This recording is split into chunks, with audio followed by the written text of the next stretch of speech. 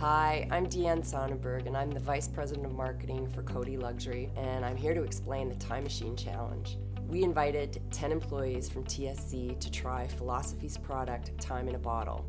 The Nexa machine is a state-of-the-art camera that allows us to take pictures of the surface of your skin and then below the surface of your skin where there's sun damage that you can't yet see. The objective of the Time Machine Challenge is really to see the effectiveness of our skincare products, and especially Time in a Bottle. So you get the opportunity to see the skin before we use the product, 4 weeks after use, and 8 weeks after use, so you have confidence in how effective Time in a Bottle is after 8 weeks of use.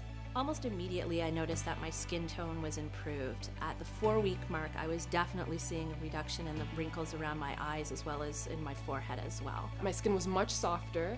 I also noticed that it had more of a glow to it, and the fact that people would actually comment on it. As I continued into the 8 weeks, I really felt that the redness was very much a visible sign that had been reduced, and my skin felt a lot softer.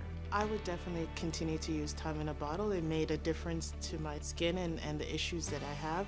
I will definitely recommend all of my friends and family to use this.